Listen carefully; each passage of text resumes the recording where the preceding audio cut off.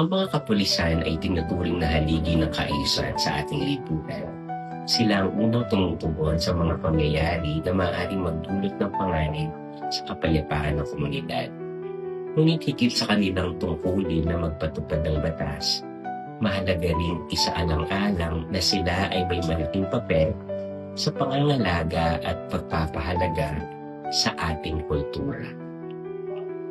Sa isang bansang mayaman sa kasaysayan at tradisyon, mahalagang ang bawat alagad ng batas ay may malalim na pag-unawa at respeto sa kultura ng mga taong kanilang pinaglilingkuran, tulad ng ating kulturang Pilipino.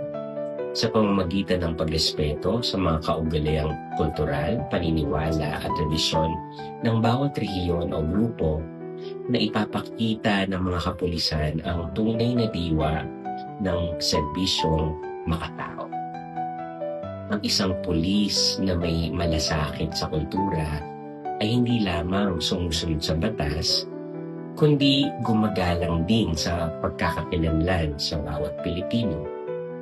Sa ganitong paraan, mas malalim ang tiwala ng mamamayan sa kanilang tagapagtanggol at mas magiging matatag ang ugnayan ng pamahalaan at ng taong bayan. Ang tunay na kapayapaan ay hindi lamang nasusukat sa katahimikan, kundi sa pagkakaroon ng pagkakaunawaan at paggalang sa kultura ng isa't isa. Tayo pong manalangin.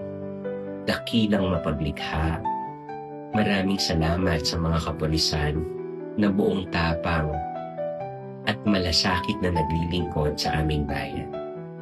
Gabayan mo po sila sa kanilang tungkulin, naway maging huwaran sila ng katarungan, paggalang at pagmamahal sa kapwa.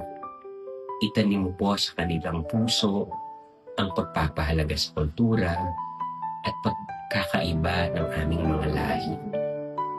Amen.